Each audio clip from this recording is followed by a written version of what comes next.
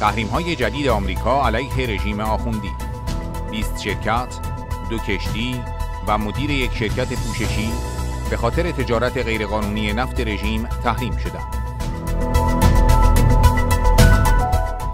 وزارت خزانه‌داری آمریکا از آغاز فشار حداکثری 19 اقدام تحریمی صورت گرفته و 253 فرد، نهاد و کشتی مرتبط با رژیم ایران لیست گذاری شده‌اند.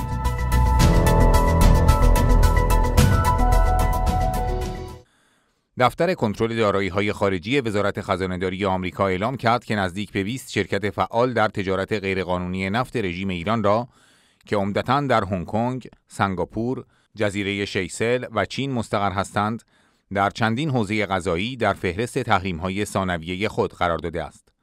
محمد خراسانی نیاسری، مدیر شرکت سپهر انرژی جهان‌نما پارس و 2 کشتی نیز در این فهرست قرار گرفته‌اند.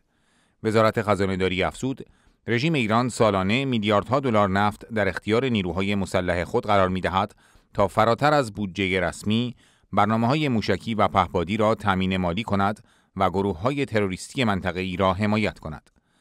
ستاد کل نیروهای مسلح رژیم ایران و شرکت وابسته به آن، سپهر انرژی جهان‌نما پارس، از طریق ایجاد شرکت‌های پوششی و خریداران واسطه به تجارت نفت تحریمی ادامه می‌دهند.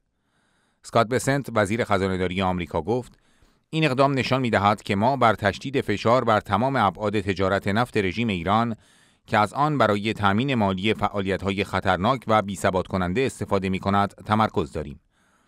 وزارت خزانه‌داری همچنین اعلام کرد از آغاز فشار حداکثری 19 اقدام تحریمی انجام داده و 253 فرد، نهاد و کشتی مرتبط با رژیم ایران و گروه‌های نیابتی آن را هدف قرار داده است.